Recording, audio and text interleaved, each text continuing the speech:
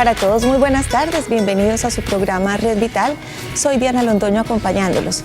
Estamos en directo, apunten de una vez nuestros teléfonos, nuestros números para que más adelante se comuniquen y compartan este tema que ya les voy a plantear para hoy.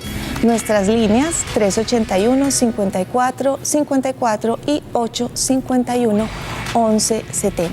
Hoy estaremos hablando sobre cómo ritualizamos la muerte en nuestra cultura, la manera en la que hemos vivido esos procesos en casa, la manera en que nuestra cultura y nuestra sociedad nos lo ha mostrado o nos lo ha reflejado, tiene que ver mucho con esas actitudes que asumamos frente a la muerte de un ser querido. Vamos a analizar entonces cómo toda esta historia social y cultural influye en nosotros. Y después de hacer este análisis, pues es importante que concluyamos cuál es la manera sana, adecuada, saludable de vivir estos procesos. Por supuesto, cada proceso es particular y diferente, pero sí habrá unas maneras un poco más sanas y saludables de asumirlo.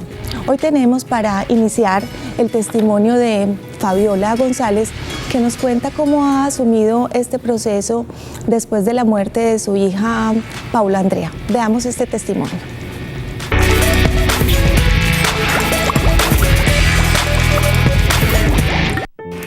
Te extraño cada día más y más. Estás tatuada en mis pensamientos y por siempre en mi corazón. Mami, lo que significó amarte nadie lo entenderá. Mi hija era ya una profesional, trabajaba en el Seguro Social, ya había hecho 3 carreras y estaba actualmente estudiando Derecho. El ritual del entierro fue algo muy bonito, le llevé músicos, la despedí cuando la metieron ya para la cremación, le hice una despedida hermosa, le mandé montar un disco que se llama Regresa a mí con los amigos, que era un amigo de ella que toca violín y saxofón, y la música fue con una despedida muy hermosa. Lo de la habitación porque es como un lugar especial para ella. Ahí están todas sus cositas, sus muñequitos, sus foticos, y yo tengo ahí sus libros, los que más ella quería, porque ella leía mucho. Entonces es como tener lo más hermoso de ella recopilado como en ese cajoncito. Y yo cuando me siento triste voy, leo sus cartas, todavía tiene cartas del novio, cartas que ella misma escribía para ella. Era una gran escritora, porque escribía divino. Entonces yo a veces me siento allí, ya no lloro como antes, pero es un lugar que es como una conexión con ella. Quiero mostrarles algo muy especial que para mí tiene mucho significado. Esta es la virgencita que le dio una tía a los 15 años, que era monja. Ella siempre andaba con esta virgencita de protección. Cuando ella estaba en cuidados intensivos, lo primero que pidió fue la virgencita y yo se la desinfecté y ella murió con esta virgencita en la mano. Este es su cabello, mírenlo, aún tiene su olor porque no es algo muy hermoso. Este es sus primeros dientecitos, miren qué belleza. Primer dientecito y sus primeras areticas. Mami, te mando muchos abrazos, muchas bendiciones. Sabes que mamá está aquí esperando por ti para que algún día nos volvamos a ver. Hace 2 años me dio a mí por hacerle una gruta, no pequeñita como ella quería, sino hacerle todo este espacio en honor a María Auxiliadora y a ella, porque de una u otra manera, al ver yo la gruta, sé que la hice en su cumpleaños y por ella, en conmemoración. Aquí le he hecho 2 rituales muy hermosos. Uno es el ritual del mandala. El otro fue invitar a varias personas que no me tildaran de hacer algo indebido y hicimos una torta aquí, en este lugar muy especial, una oración muy bonita, nos cogimos de la mano, cada uno le dijimos algo bonito a Paula, porque estaba en su cumpleaños y era el día de María Auxiliadora. Entonces hicimos algo muy lindo con la luz, cada uno dijo algo que ella significó en vida para ella, o un mensaje al cielo, y prendíamos una velita y hablábamos sobre Paula. Luego comimos algo que a ella le gustaba, que eran los famosos sándwiches. Entonces comimos en honor a ella y partimos la torta, le cantamos su cumpleaños, y yo sé que ella en el cielo nos vio celebrándole su cumpleaños.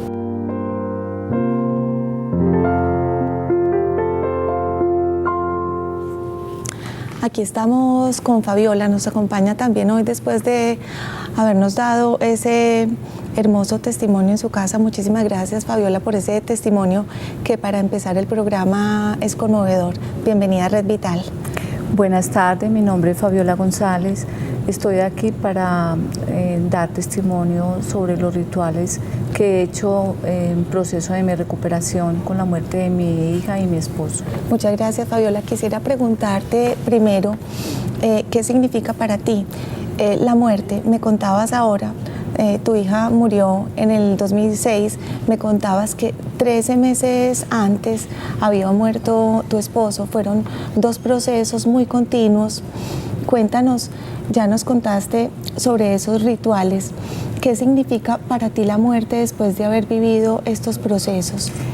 Bueno, la muerte para mí, después de haber perdido a mis seres queridos, ya tiene otra connotación diferente. Primero que todo, nadie lo prepara para entender la muerte, pero ahora veo que la muerte es un lindo amanecer. Es un lindo amanecer que, a pesar que uno no está consciente de que los seres queridos se tienen que ir, pero que tenemos que acostumbrarnos y tratar de salir adelante. Ese lindo amanecer, como lo describes, ha influido para que lo veas así, todos esos rituales o estas acciones que llevas a cabo o todos los días o algunos días en tu día. Yo tengo días grises y días muy lindos también, sí, porque la verdad es que uno aprende como a vivir con el dolor y cada día aprende uno más. A mí me ha ayudado mucho estar en los grupos de ayuda y eso me ha hecho crecer. Y el dolor fortalece y lo hace crecer a uno espiritualmente. Y a propósito de esos grupos de ayuda que nos hablas, pues nos están acompañando también estos otros testimonios a quienes ya voy a presentar.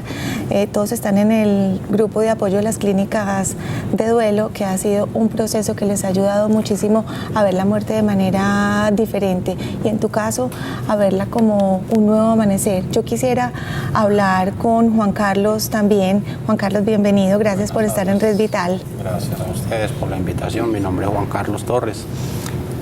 Nos cuentas un poco sobre la muerte de Simón Andrés y cómo ha sido ese proceso en tu caso y qué significado nuevo le das a la vida y a la muerte como tal. Bueno, mi hijo Simón murió hace ya 4 años y 7 meses. Realmente transforma la vida de uno porque uno no se prepara para eso, en ninguna parte, ni en la escuela, ni la vida misma lo prepara a uno para perder un hijo. Uno siempre tiene la convicción de que los hijos van a enterrar a los padres. Bueno, a mí me tocó al contrario, una persona a la cual yo amo mucho, que él lo sabe, siempre lo diré, que aún lo amo y aún lo siento presente en mí. Aún lo siento muy cerca. Es una transformación muy grande, pero yo finalmente entendí de que la vida no termina, sino que la vida se transforma. Lo que pasa es que para nosotros es muy difícil entenderlo, porque no tenemos a ese ser querido, porque lo queremos abrazar, queremos escuchar su voz, queremos tener hablar ese contacto con físico. él. O sea, todo eso nos da mucha dificultad, pero yo en el fondo, y yo sí he entendido de que la vida de él se ha transformado en algo para mí. Ese entendimiento, supongo, llevó todo un proceso. Sí, eso. Y yo quiero que ustedes ahorita me cuenten sobre todo ese proceso. Quiero pasar a que todos me cuenten su visión sobre esa transformación y luego podemos hablar un poco más sobre esos detalles que les ayudaron a transformar esa visión y a resignificar la muerte. Amparo nos cuenta un poco también sobre la muerte y ese proceso de significado para ti de la muerte de Juan David. Bienvenida, Amparo. Bueno, buenas tardes, muchas gracias por la invitación. Es un espacio que casi todas las familias lo ven. Bueno, de mi proceso, mi hijo murió hace 9 años y medio. Sí. Fue un proceso muy duro y difícil. Muy difícil, la muerte fue por accidente, transformó mi vida completamente, partió mi vida en dos. Era una antes y empezó a ser otra luego. Pero gracias a Dios hice un proceso de duelo, hice un trabajo de duelo con la ayuda del doctor Jorge Montoya y fue algo muy bonito, pero algo muy del corazón y espiritual. Sí. Yo creo que los procesos de duelo son a nivel espiritual más que todo, no tanto físico, sino más, es un cambio espiritual que uno da. Pero ahora, ya después de que soy una mamá recuperada, de que ya transformé todo ese dolor en servicio y también descubrí habilidades que no tenía, como el de pintar, porque pinto ya mucho y hago cosas muy lindas que creí que salieron fue a partir del dolor. Transformé el dolor en amor, en servicio, en arte. Entonces ha sido una cosa muy linda, ha sido algo que yo misma a veces me sorprendo. Yo digo, ¿cómo una cosa tan dolorosa, una situación tan difícil y que me llevó casi a la locura, yo sentir a mi hijo ahora en mi corazón y en mi alma de una manera tan hermosa? ¿Coincides con Juan Carlos y con Fabiola en esa expresión de nunca nos preparamos para, realmente casi que nos coge por sorpresa la muerte? No pensamos que nos va a tocar, que va a tocar la muerte de un hijo, y cuando la vamos a asumir sentimos casi que estamos con las manos vacías y nada podemos hacer porque no nos hemos preparado. Sí, Diana, porque es que mira que nosotros los papás siempre nos imaginamos que los hijos nos van a enterrar, mas nunca vamos a enterrar los hijos. Entonces cuando esto nos llega de una manera tan trágica, porque en el caso de los 4 fue una muerte así, de un momento a otro, de que no nos dio oportunidad de prepararnos, al menos con una enfermedad que se puede tener un duelo anticipatorio, pero en este caso no. Juan Carlos despidió a su hijo, Fabiola llevó a su hija al quirófano creyendo de que iba a salir bien, y María Fe también vio a su niña bien y cuando al menos algo pensó sorpresivo. El accidente. Entonces, esto es algo que lo coge a uno como desubicado del mundo y queda desubicado mucho tiempo. Uno se cree el ser más extraño y que uno dice, es que uno cree hasta que el suelo que pisa no es el suelo de todo el mundo, es una nube en la que uno pisa. Entonces ya para uno volverse a adaptar a esa otra nueva vida es todo un proceso. Es un proceso, pero gracias a Dios existen personas que lo pueden acompañar y que uno tiene que saber que el que les tiende la mano lo hace de la mejor manera y con mucho amor para poder salir adelante. Y están aquí todos ustedes para dar testimonio de ello y para explicarnos y hacernos conocer que sí se puede tener una transformación positiva. María Fe, tú nos vienes a contar la historia del proceso de duelo después de la muerte de tu hija Jaymirelis, a quien llamas mi princesa porque ella prefería que la llamaras así que por su nombre. Bienvenida. Gracias, Diana. Buenas tardes. Sí, soy la mamá de Jaymirelis, una bella princesa. Pues como a todas, la muerte fue súbita. Entonces es muy, muy horrible, por ejemplo, para mí, que salí de viaje cuando me anunciaron que mi hija se me había accidentado. Yo llegué a la clínica pues nunca jamás pensé que la iba a encontrar sin vida. Cuando llegué allá, porque me negaron todo el momento, yo preguntaba por mi princesa y me dijo mi hijo así de momento, es que Jaymirelis está muerta. Entonces eso fue fatal, eso fue de locura. Le digo pues que sinceramente, primeramente sí, Dios, y luego las clínicas y los grupos de ayuda, porque si no hubiese sido por eso, yo me hubiese enloquecido. porque fue algo tan sorpresivo y pues uno nunca espera que un hijo le vaya a faltar así, pero más cuando uno, la que menos piensa, la que menos cree, y la única niña de 4 hijos, la única mujer. Entonces yo me ayudé mucho fue en los grupos primero fue los grupos, yo creí enloquecerme, pero busqué herramientas, sí me puse como una loca buscando como de dónde agarrarme, de dónde aferrarme, me ayudé mucho lo más fue con sus fotos. Con sus fotos. Vamos a hablar un poco ahora, después de los comerciales, sobre todos esos rituales o esos recuerdos que les ayudan a ustedes a mantener viva la fe, la esperanza, ese recuerdo de una manera positiva. Han mencionado 3 elementos especiales que quiero que más adelante los resaltemos, los analicemos, y tienen que ver con esa parte espiritual, la fe, los grupos de apoyo y también esos rituales importantes que les han servido en este proceso. Muchas gracias por sus testimonios, seguiremos analizando y les agradezco en el alma que estén compartiendo esto con nosotros, porque de verdad somos una cultura que tal vez no está preparada para la muerte, y precisamente esa es la pregunta de nuestro televoto. ¿Considera usted que los rituales que se realizan cuando muere un ser querido ayudan en el proceso de duelo de la familia? Si la respuesta es sí, marquen por favor el 444-3710. Si consideran que no, marquen el 444-3711. Recuerden, para nosotros es importantísimo tener sus comentarios, recibir sus preguntas. Más adelante recibimos las llamadas, pero desde ya tenemos nuestro chat abierto para que hagan sus comentarios o sus preguntas. En pantalla están viendo, entran a la página principal de Teleantioquia, www.teleantioquia.com.co. Allí van a dar clic donde dice señal en vivo. Inmediatamente dan clic, está dispuesta entonces la página para recibir sus comentarios y sus preguntas. Esperamos entonces que participen muchísimo. Vamos a pasar a unos mensajes comerciales y seguimos hablando en Red Vital sobre esos ritos que hacemos frente al proceso de duelo, frente a la muerte. Ya volvemos.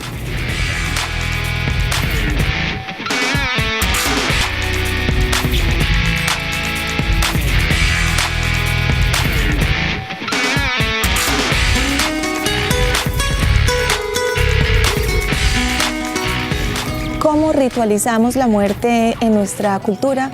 Es nuestro tema de hoy en Red Vital, y en este momento entramos en la consulta.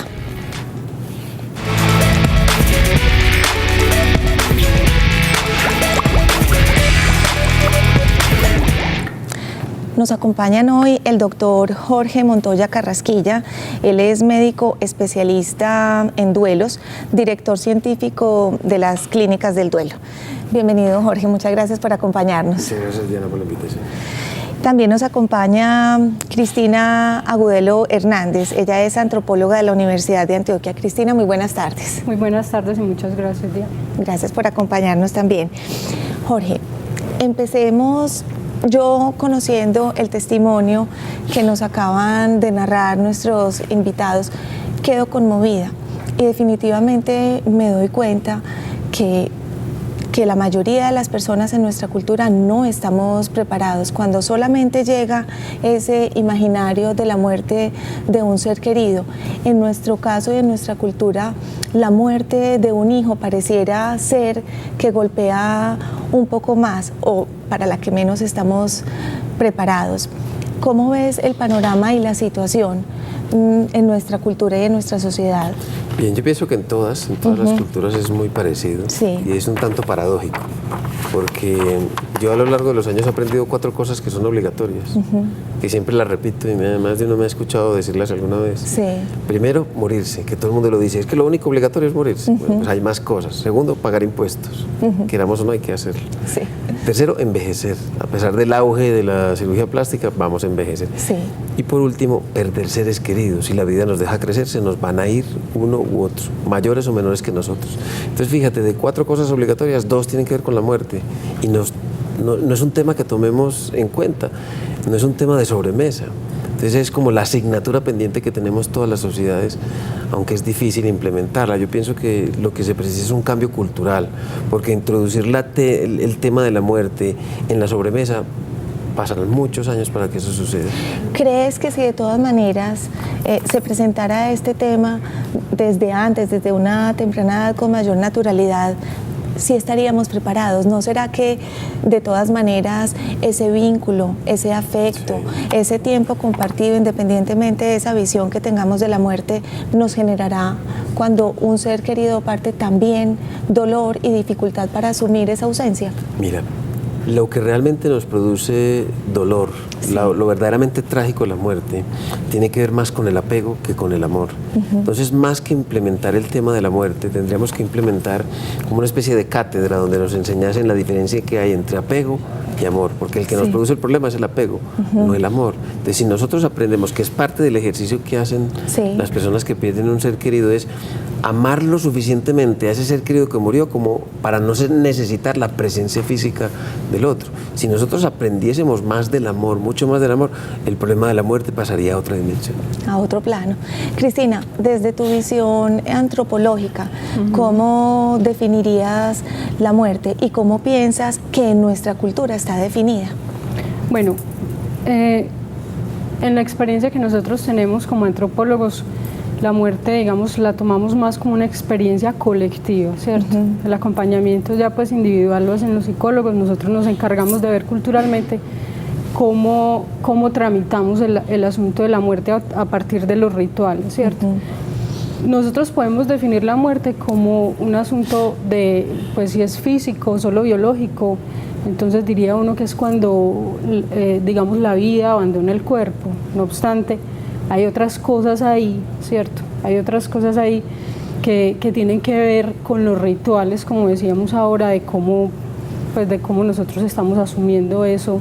Y bueno, y en el caso de nosotros, en la investigación que hicimos en la Universidad de Antioquia con Elsa Sabler y Natalia Quiseno, fue un asunto de que la muerte definía una manera en la ciudad, de definir la ciudad. Estamos hablando de 80s, 90s. La época en la que la violencia se tomó nuestra ciudad y hubo un movimiento específico que marcó nuestras vidas. Entonces, a diferencia, por ejemplo, de lo que están contando las personas que están acá en el set,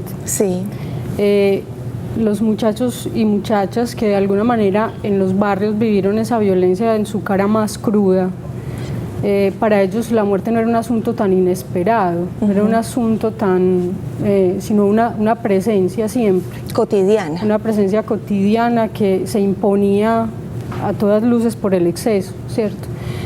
Y el exceso, como cuando uno repite una palabra muchas veces, terminaba borrando el sentido que la muerte tenía en la vida de la gente, ¿cierto?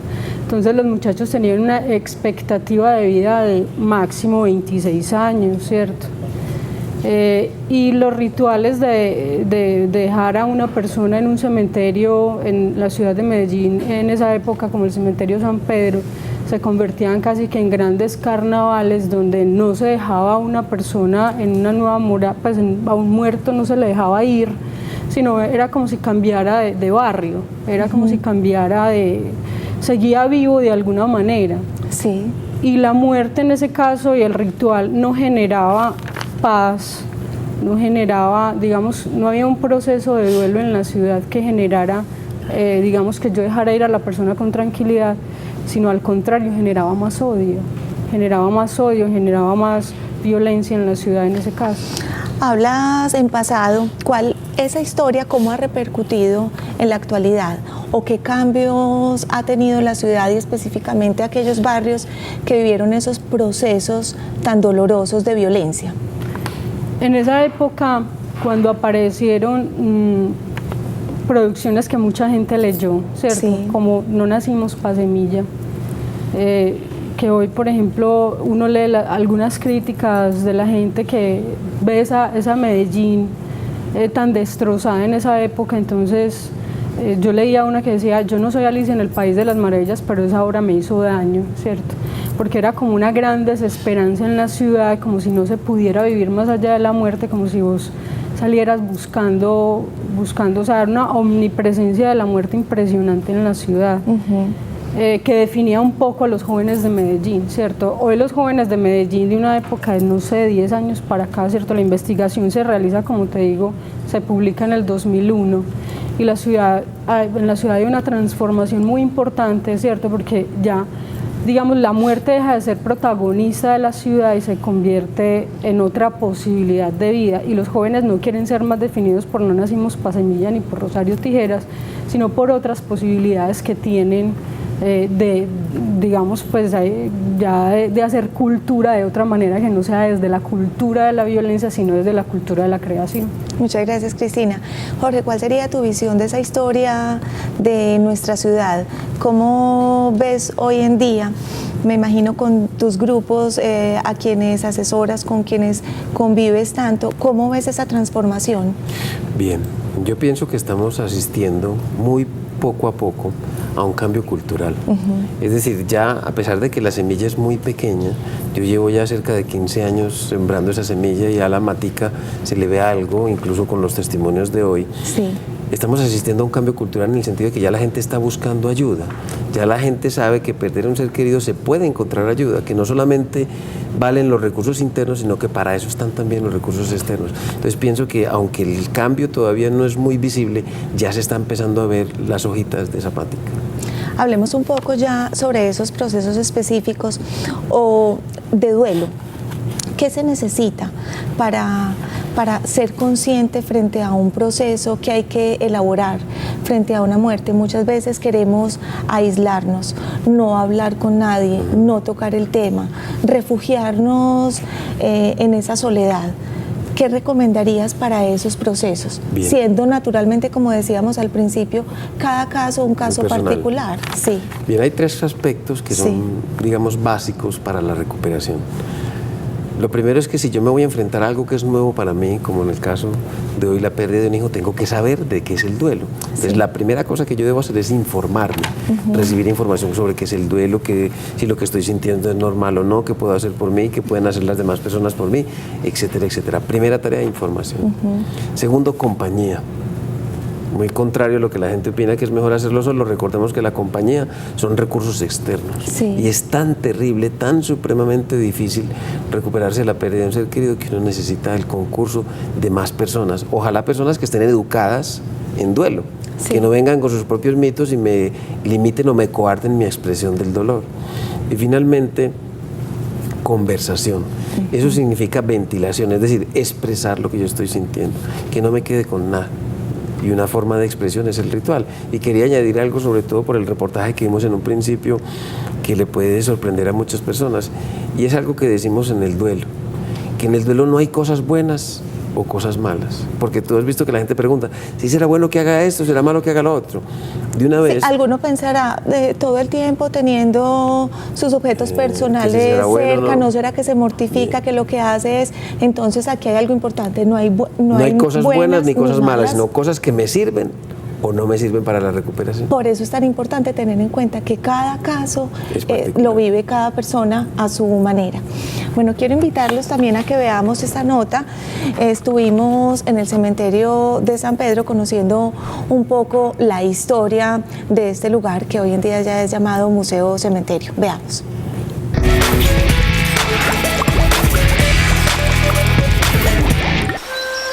Los rituales alrededor de la muerte en el siglo XIX en el cementerio de San Pedro estuvieron marcados en su mayoría por una visión acerca de la muerte de la élite antioqueña de este siglo.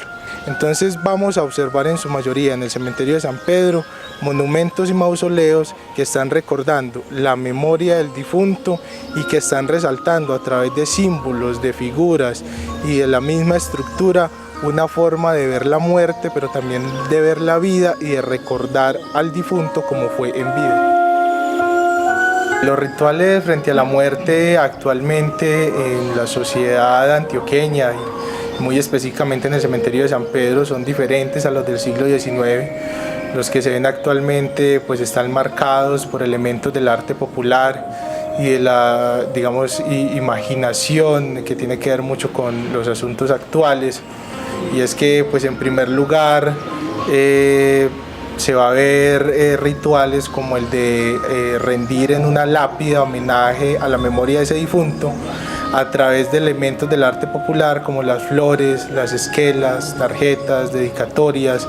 Las cartas son para que él se dé cuenta de que aunque él se haya ido, todavía estamos con él. Y uno le escribe mensajes, le habla, le pega fotos. Es muy variada todos esos rituales que se viven actualmente al interior de los cementerios. Inclusive se traen serenatas, se celebran festividades como aniversarios con mariachis o con ponqués o tortas. Todo esto lo que nos está recordando es la importancia de la memoria de ese difunto dentro de un grupo social. Entonces, en el siglo XIX se hacía con fastuosos monumentos, ya en el siglo XXI y en las galerías periféricas del cementerio se hace con todos los elementos del arte popular. Pues esos símbolos, lo que le hago a la niña, las muñequitas, todo lo que le pongo ahí,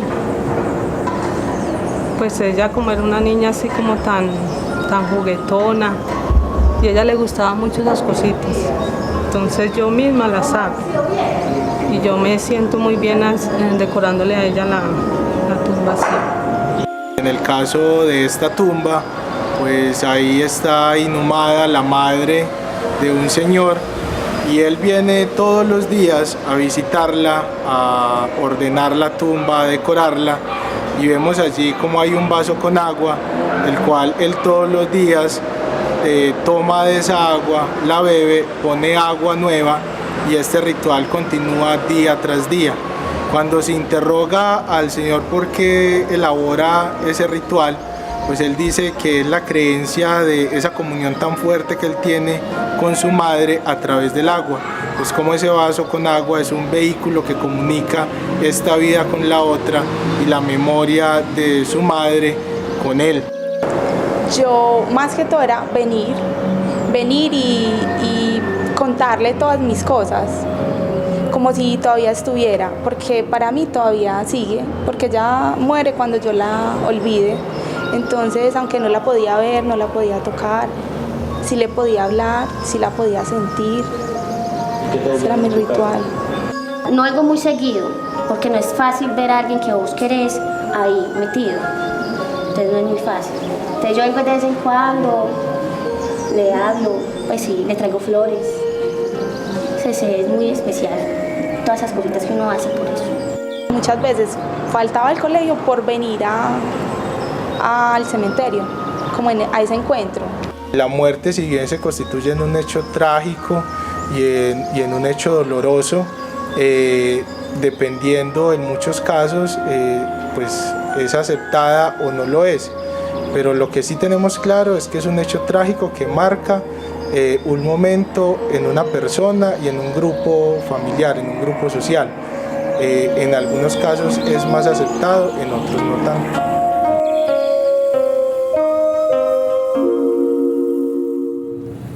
A Juan Diego Torres, historiador, le agradecemos muchísimo su colaboración para esta nota y también a las otras personas que participaron con su testimonio. Pues nos cuentan sobre varios rituales que les sirven en ese proceso. Vuelvo con ustedes para que me cuenten un poco. María Fe, nos decía el doctor, pues a todas las personas les sirve algo diferente. ¿Qué es eso que te conecta a ti con la vida de tu princesa, que te hace sentir más tranquila, con los días renovados? Bueno, a mí es las fotos. Yo tener fotos en la casa, tengo en la cocina, tengo en la sala, tengo en el cuarto, tengo en mi sitio de trabajo, las cargo también en mi billetera, es mucha conexión. Y sus pertenencias. Para mí ha sido muy difícil desprenderme de sus pertenencias. Yo tengo en mi casa una vitrina y ahí tengo sus muñecas, su ropa, tengo todas esas cositas que ella como que guardaba con ese cariño en cofrecitos De los 15 también tengo los dientecitos, los guantecitos, la ropita de su bautismo. Y también me ayudaba muchísimo, era colocarme su ropa. Cerca a ti. Sí, es más, estas botas eran de ella. Y también tengo su anillo de compromiso, no me lo he quitado desde ese momento que me entregaron la bolsita con sus, que yo brinqué, yo salté, yo no podía creerlo. Y lo primero fue colocarme su anillito y su botón, su fotico, siempre la cargo. Su música, la música de ella también me ha ayudado muchísimo. Y los rituales, pues la luz, por ejemplo, hoy, el día de ayer y hoy he prendido siempre una velita, tengo un veroncito y ella es como queriendo, como que es la luz en mi corazón, la luz en mi vida, la luz en mi hogar, en mi familia. Ella es como la luz de mi vida. Esa compañía que ilumina, sí. Muchas gracias, María Fe. Amparo, quisiera ir a ti también para que nos cuentes un poco sobre cómo vives ese proceso y cómo acompañas también a otras personas, porque nos decías ahora, ya ese proceso ha tomado un nuevo significado para mí y es de ayuda, y entrega a otros que viven un duelo. Sí, Diana, ya mi duelo tuvo trascendencia. Ya mi duelo le encontré el para qué de la muerte de Juan. A ver qué cosas he hecho yo. Le he hecho conmemoraciones en sus cumpleaños. En mi familia también le hago conmemoraciones. En Navidad, que el cumpleaños en diciembre, vamos y le prendemos las velitas. Vamos a los 2 días de su cumpleaños, entonces estamos allá. Le conversamos en la tumba. Siempre vamos luego a festejar. ¿Qué festejamos? El día de su nacimiento, el día de que él nació. Y también ha sido como una manera de mostrar de que Juan fue alguien muy especial y sigue siendo muy especial, y lo ha conocido mucha gente que jamás creyó él que lo iban a conocer. Y en mi alcoba yo le tengo este rincón a él. Este rincón yo se lo hice por insinuaciones. La cámara lo enfoque. Sí, por insinuación del doctor en los grupos. Sí. Él decía, es que sus hijos son sus ídolos. Y yo dije, sí, es mi ídolo, y mi esposo decía, es que es nuestro héroe. Entonces él tiene este rincón en mi alcoba donde yo, a la hora que yo quiera y a la hora lo puedo ver. Sí. Ahí hay cosas muy significativas de Juan. Están sus primeros dientes, sus primeros zapaticos, su álbum de recuerdos que hice, lo que yo he escrito, que he escrito mucho a partir de la muerte de él. Y mi red de servicio. Sí. Mi red de servicio está en los grupos de apoyo, de asistir y acompañar a las personas que inician los procesos y que están en los procesos, de decirles hay esperanza. Yo lo pude hacer y estoy en el otro lado, ustedes lo pueden lograr. Y también por el internet. Yo por el internet tengo muchos contactos de muchas partes del mundo, donde les puedo dar una voz de aliento todo el día. Yo lo tengo en mi computador prendido, mientras que trabajo en mi taller, yo voy mirando y les voy... ¿Y recibes mensajitos? Sí, y les voy enseñando también con todo lo que yo aprendí. Qué bonito. Porque lo que yo aprendí sería muy egoísta de mi parte guardarlo. Entonces, yo me he dado cuenta que gente de muchos países no tienen un grupo de apoyo. La ayuda es muchas veces ese grupo que hemos creado ahí, que ni nos conocemos personalmente, pero que somos otro grupo y decimos, los grupos en que el dolor lo convertimos en amor eterno. Pues mira, Amparo, cómo nos enseñan ustedes esa trascendencia, eso que compartes con otras personas y que todos ustedes están hoy compartiendo con nosotros, es trascender, es enseñar y es vivir de una manera diferente, como decían ustedes, como un nuevo amanecer, algo que a veces le damos un significado catastrófico, pero ustedes nos están enseñando que no es así, a pesar del dolor. Vamos a ver después de los comerciales cuál es ese proceso de dolor. Ya el doctor nos contó esos elementos esenciales para vivir el duelo, pero también hay señales que pueden mostrarnos que no estamos haciendo el duelo, que estamos reprimiendo y que de pronto hace falta tomar o un grupo o tener de pronto el consejo o la asesoría de un experto. Infinidad de cosas que pueden ser importantes para que una persona que no ha vivido ese proceso de manera adecuada lo tenga en cuenta. Recuerden nuestros números telefónicos que más adelante estaremos, después de los comerciales, recibiendo sus llamadas: 381-5454 y 851-1170. Ya volvemos.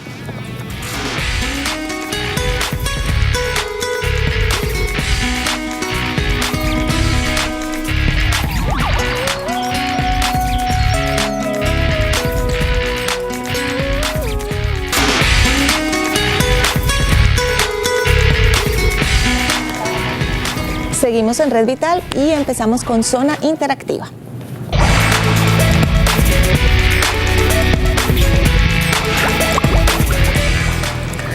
Nos habla Flori en el chat y su pregunta es la siguiente. Ya más o menos habíamos dicho, Cristina, que cada persona vive su proceso de una manera muy particular.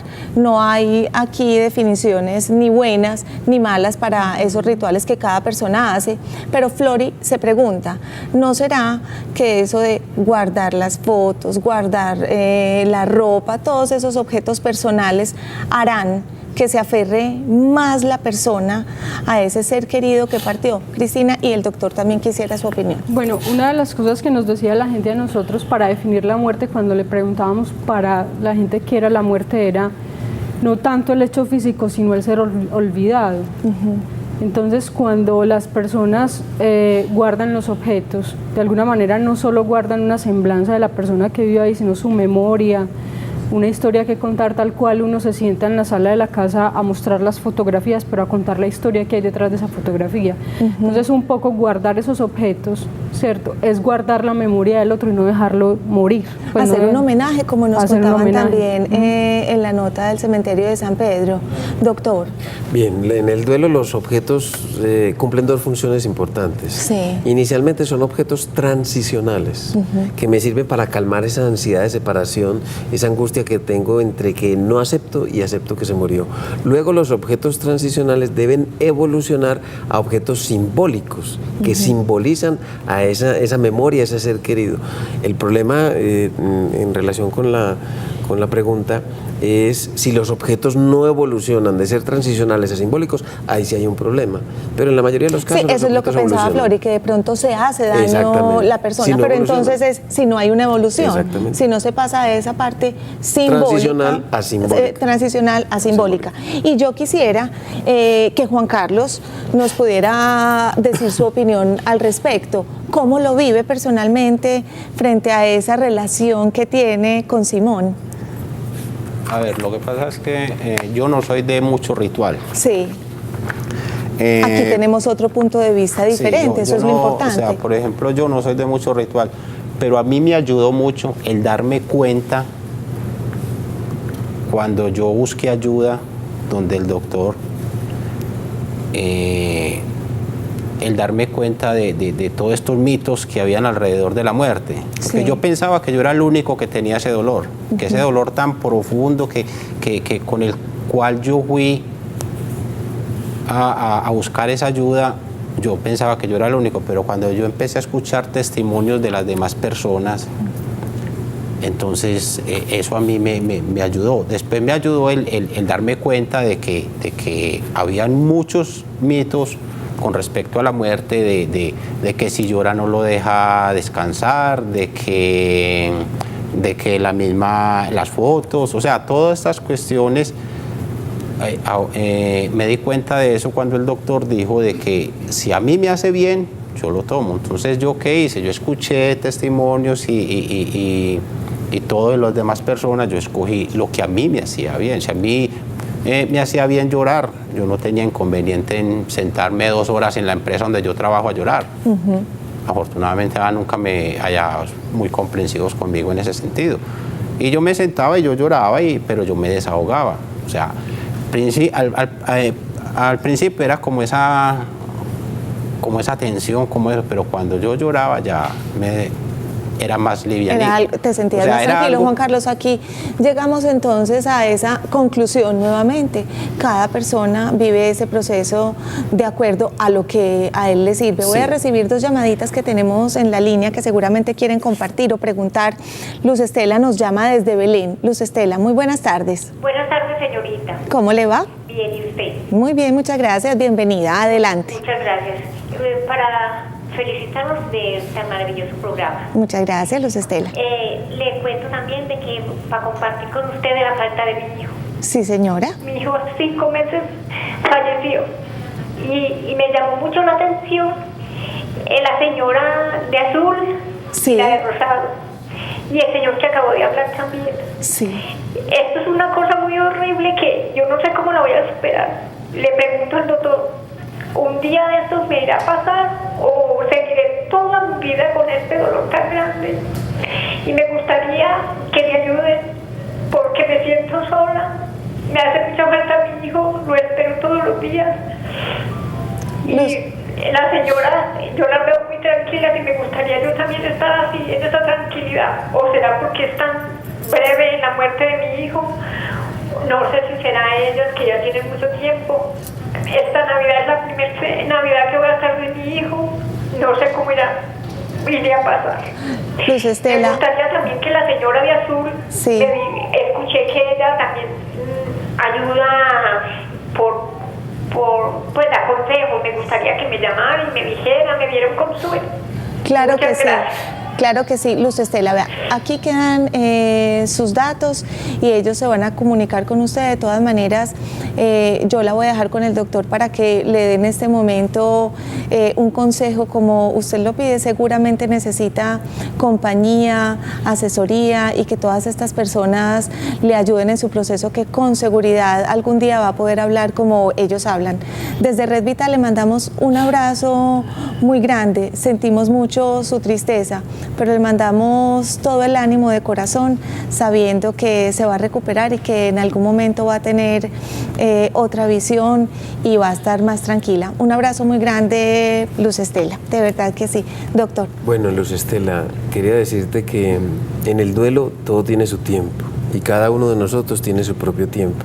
O sea que no desesperes, hoy con 5 meses es nada. Entonces lo que hay que tener es un poco de paciencia y sí implementar algunas herramientas.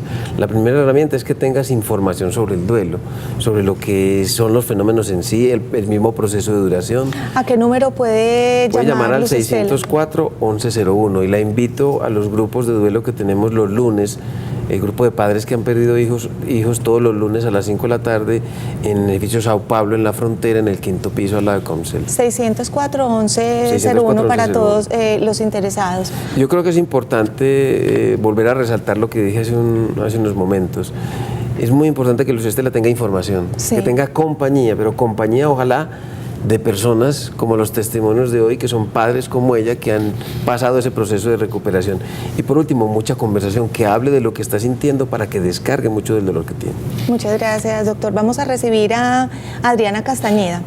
Ella nos llama desde La Estrella. Buenas tardes. Buenas tardes, ¿cómo estás? Adriana, bien, muchas gracias, bienvenida. Se nos está acabando, entonces te pido que nos cuentes rápido. Felicitaciones por el programa y un saludo muy especial para todos. No, el caso mío es raro. Sí.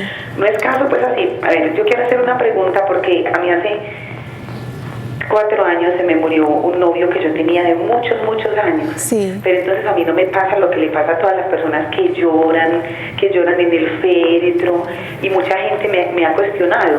Me dicen que yo soy insensible, que yo no siento, yo sí siento. Lo que pasa es que yo sé que la muerte hace parte de la vida y yo diario me mantengo pensando en eso desde hace muchos años, y para mí hace parte de la vida pensar en eso, hablar de eso. Entonces a mí me regañan, mi papá me regaña. Yo tengo un hijo de 15 años maravilloso y yo digo, yo trato de ser la mejor madre, trato de dar el mejor ejemplo para que el día de mañana que mi hijo me falte o que mis padres me falten, yo no tenga que sentir como tener un buen comportamiento en vida para uno no sentir tantos esos dolores tan horribles. Ahora, cuando un hijo se muere, eso me imagino que debe ser terrible, porque creo que el dolor de un hijo, de la pérdida de un hijo, nadie lo quita, y más de pronto cuando es un hijo matado violentamente o algo. Sino que yo pienso, A mí me cuestionan mucho es por eso, porque dicen que yo soy insensible, que entonces que si yo no quiero vivir, que porque no me mato, que porque no me muero. No, a mí me encanta la vida, me encanta vivir, sino que yo lo veo que eso hace como parte de la vida y que hay que aceptarlo así no queramos. Adriana, tú tienes una visión diferente. Vamos a pasar a una notica que nos pone en conexión con unos recomendados. La vamos a ver y luego, para concluir, hacemos un comentario a esto que tú nos acabas de contar. Muchas gracias por tu participación. Veamos esta nota.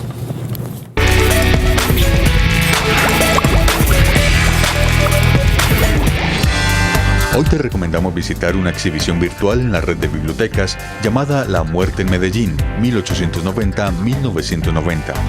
Relata los diferentes rituales, ceremonias y lugares que hacen referencia al inevitable momento de la muerte, donde el tema de los usos y costumbres relacionados con el paso de los seres humanos a esa condición permite conocer un aspecto fundamental del devenir de la ciudad.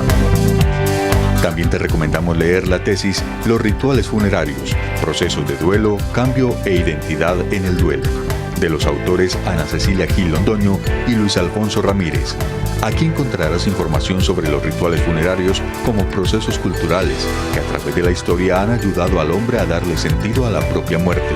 La tesis la puedes encontrar en la biblioteca de la Universidad de Antioquia. Y para que sigas conectado con este tema, te recomendamos leer el blog ritualesocultos.blogspot.com, donde la antropóloga e investigadora Almaa comparte información recolectada sobre rituales ocultos en América Latina. Por último, recuerda visitar nuestro micrositio en www.teleantioquia.com.co. Encuéntranos en Facebook como Red Vital Teleantioquia y síguenos en Twitter como @RedVitalTA.